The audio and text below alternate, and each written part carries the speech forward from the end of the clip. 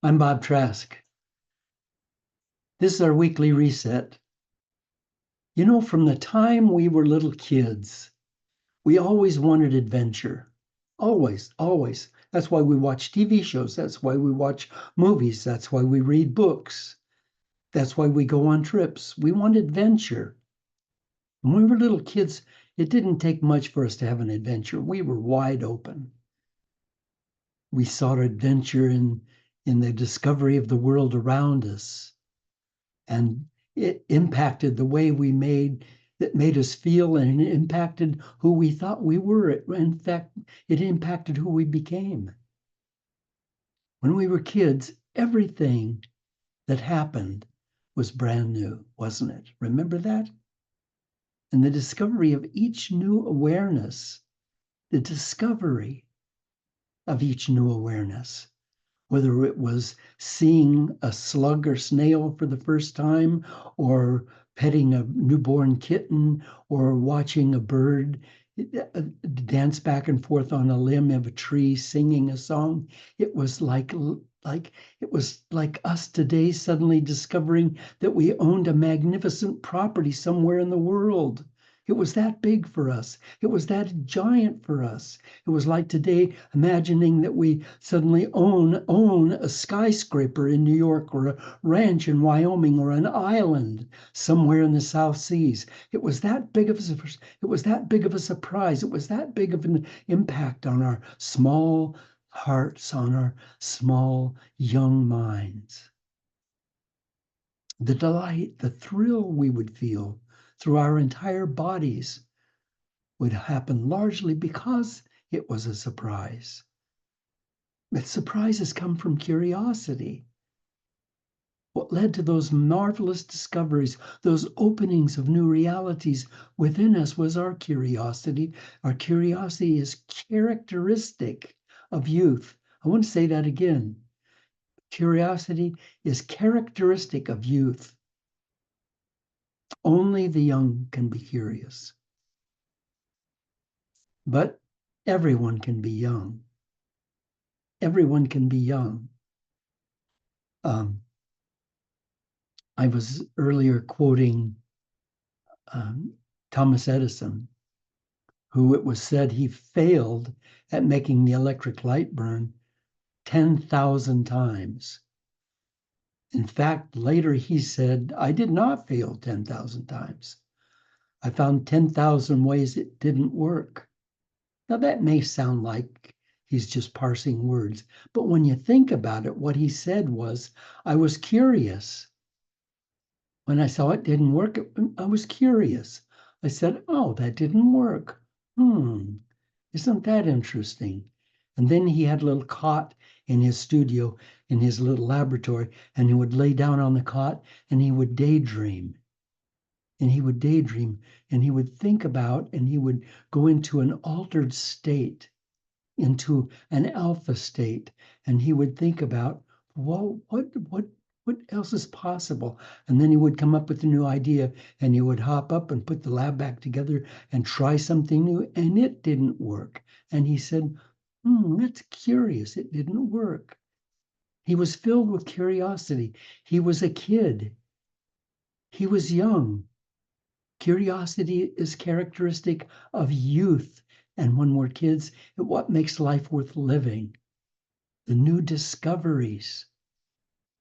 The great planetary scientist and astronomer Carl Sagan once said, the thing that I find most striking is the enormous, remarkable ability in a small child for learning. They start out eager, intellectually wide-eyed, asking extremely clever questions about the world. And then something happens to discourage them. Like when a child asks, Mommy, why is the grass green? Usually her answer is going to be, who knows? Or don't ask such dumb questions. When in fact, that's an extremely profound question. When kids are discouraged from asking those questions, they wind up learning that there's something bad about using the mind.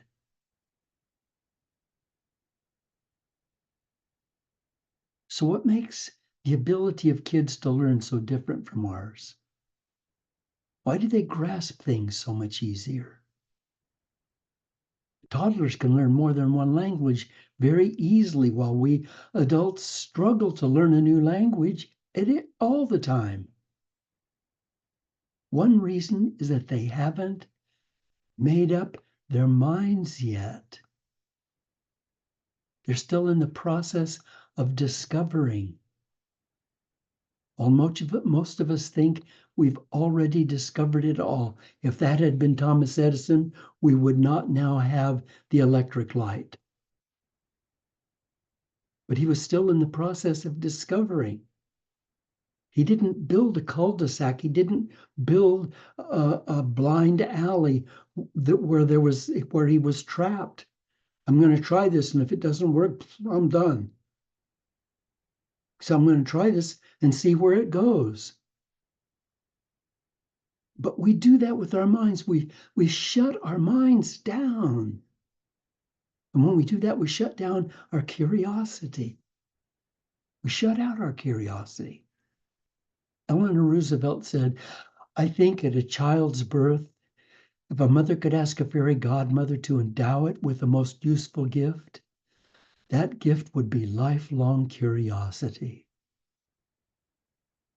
So today I want us to look at that. And to look at the plasticity of the brain. Plasticity of the brain, which is what actually causes learning to be so much deeper and faster in kids, because their brains are still flexible. But ours become stiff and hard, like, can't get this new thought. But as we'll see today, that plasticity does not need to end with childhood. Brain plasticity, or neuroplasticity, is the brain's remarkable capacity to change, to grow, to learn. Plasticity allows the brain to adapt, to reorganize, to form new connections all through life. This allows the brain to form new connections and to reorganize existing ones and to adapt to new experiences, to learn skills, and even to recover from brain damage. You know, it seems to me like we have the control at our fingertips to either have plasticity, in other words, flexible brains that are open and flexible, and things can still happen within those brains, or they become atrophied, they become stiff. Osteoporosis of the brain, stiff and brittle, and you can't do anything different with them. But as adults, we can enhance our brain plasticity during our entire lives. We can do it throughout our whole lives. I remember a story once, and there was a wonderful guy, famous guy, and he was dying, and a friend of his was notified. His friend was in a different country, was notified, your dear friend is dying. And this guy that was dying was just an incredible mind, had an incredible mind. So the friend flew to this city, took a taxi, went to the hospital, went up to the door, and looked through the little window in the door, and he saw his friend sitting up in bed with a book in his hand. And he thought, he's reading? So he opened the door and went in, and he said hello, and his friend was so happy to see him. They exchanged their pleasantries, and then he said, what are you reading there? And he said, oh, I'm not reading, I'm studying. He said, you're studying? He said, yes. He said, I'm learning Chinese. The guy said, you're learning Chinese? The guy said, yeah, you thought I was dying, didn't you? He said, well, yeah, that's what I was told. He said, well, I suspect that within the next few days I'll be gone, but now I'm still alive. And while I'm still alive, I'm still discovering, because that's what life is. That's what life is discovering. And when we stop discovering, then the question is, what are we even doing here? I was just talking a little earlier to a dear friend of mine, Rick Robertson, who is a neuroscientist, a brain scientist, and he's retired now from teaching and doing neuroscience um, discoveries and experiments in the laboratories. And we were talking about curiosity, and we were talking about curiosity and discovery. And he said that through his entire life, he was so excited about working in the laboratory because there was always just beyond the fingertips there was a surprise waiting, a surprise, because curiosity brings about surprises, and who doesn't like surprises? Wonderful surprises. Oh my gosh, look at this, I couldn't believe it, look at this. I was hired once um, to do landscaping behind a big church in San Diego County, in San Diego, California, and they had a big tree there that was dead. And I said to the people that owned it, I said, "What kind of a tree was that?" They said it was a fig tree, but it's dead. And I said, "Well, why did it die?" And they said, "I don't know." But I looked at the soil, and the soil was dry and hard as a rock. So I got a long bar, a big bar, and I got a hammer, and I drove that bar down into the soil around the tree over and over again. I must have put 50 holes, like 6-foot holes, just the size of that bar, down into the roots of that tree. And then I started pouring water in those holes. And every day that I was out working the patio, I watered that tree, and I watered it. And one day I went out, and it was all, the limbs were all kind of fuzzy. And I went up and looked close, and there were little tiny leaves coming out. And the tree by that summer was flush with leaves. It was gorgeous. That's our brain. We just need to drive some holes down in there and open it up and start pouring discovery in to wake those brains up, to get young again. We live maybe 100 years. So from age 1 to 100, what happens? We spend the first few years learning, growing, discovering, and then we start thinking, well, I already know now. I already know it.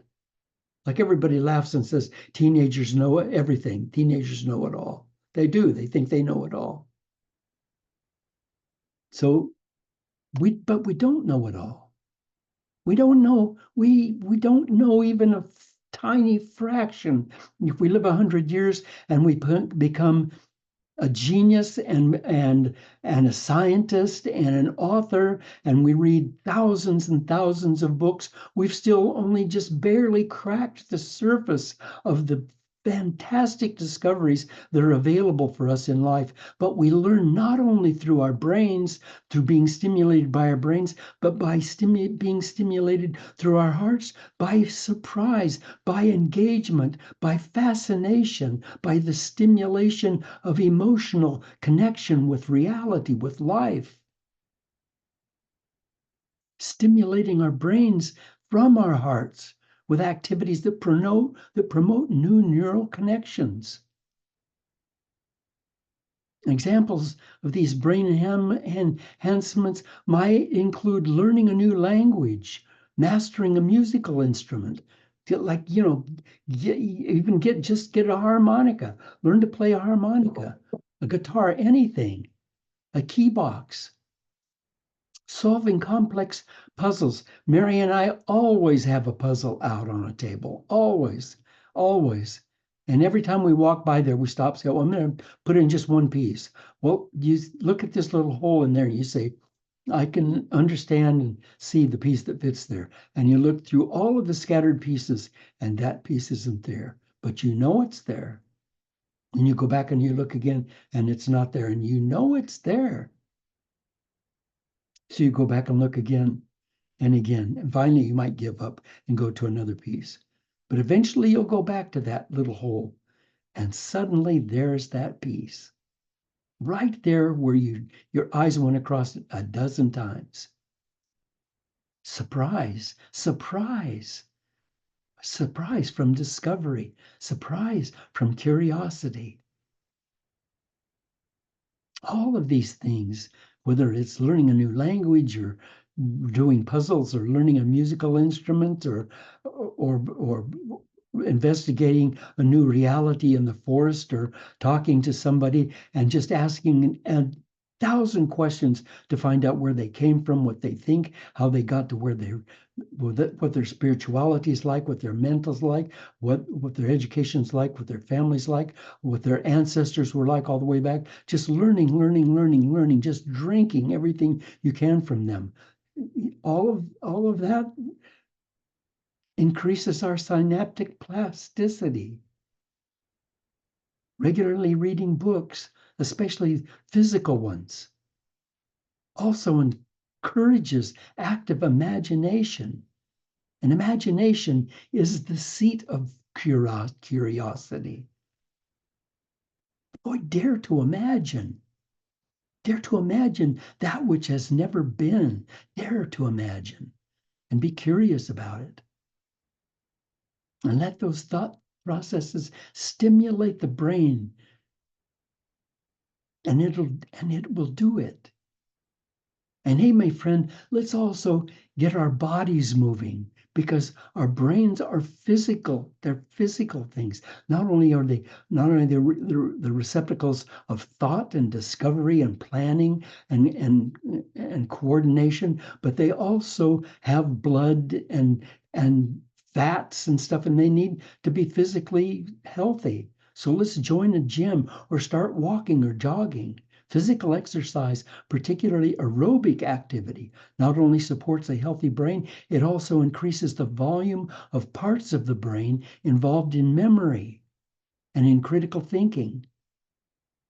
So when you have that plasticity working, your chances of having dementia or Alzheimer's is much diminished. And let's also eat the foods that have omega-3 fatty acids and antioxidants, because they also serve our brain's plasticity and help keep us from Alzheimer's and dementia and protect us from all kinds of other age-related cognitive decline. Let's eat more salmon. And if you're a vegetarian or a vegan, chia seeds and walnuts. There's lots of options. They're all good omega-3 foods that we should be eating for our brains. Also, we need to get adequate sleep. And we need to live full social lives. How many friends do you have that you see regularly? Now, here's a question about friends. Here's a question about friends. Are all my friends Republicans, Democrats, Catholics, Jews, Episcopalians, Methodists? They go bowling, they play golf, they play bridge. Did I just describe your friends? Is there any flexibility there? Do you not like overweight people, so you don't have any overweight friends? Do you not like sports addicts who are out running and playing soccer and games, so you don't have those kinds of friends? Then is it possible that you've closed your life down? The really beautiful thing about school is that when you go to school, you got a whole classroom full of all these different kids from all these different cultures, different colors, spoke their original languages, and quite often, especially in today's world, are different. They have different backgrounds, different histories, different religions, different cultures, and we have an opportunity to soak all that up if we can just ask questions and get ourselves out of the way. So the case has been made now for keeping the brain strong and flexible. Now let's talk about one main difference between us and us older folks and little kids. And I mentioned it before, the main difference, other than our body size, which is certainly there, is our curiosity. And curiosity brings about surprise. Curiosity brings about surprise. But well, I'm a little bit hesitant to be curious because sometimes the truth that you find out is not one you want. It's not one I want. Truth is not something I want. Does it matter what the truth is? And no matter how devastating it might be, it is the way it is, and it is the way. It is the world. Am I hesitant to know the truth? Let me know the truth. Let me not be a political conservative or political liberal. Let me be a middle of the road radical. Let me be looking in all directions, soaking up everything, making up my own mind. Our curiosity declines with age, not because the brain gets weaker, but because we shut our minds down and won't let anything else in. And why? Because we think we already know everything that's important to know. So ask yourself right now, what are you really curious about? What are you really curious about right now? What do you want to know? What do you want to discover? If I asked a room full of first graders that question, what are you curious about? What do you really want to know? I'd have kids jumping up and down with their hands up. Call on me, call on me. But if I asked that same question to a high school class, few hands, if any, would even go up. Because by then they already know everything and they've already closed their minds. And it's damned hard to teach them anything other than you can teach them, more arithmetic, more reading, more, but brand new stuff, it's hard to get that into them because what education taught them is that new discovery outside of what we have here in this classroom is not okay.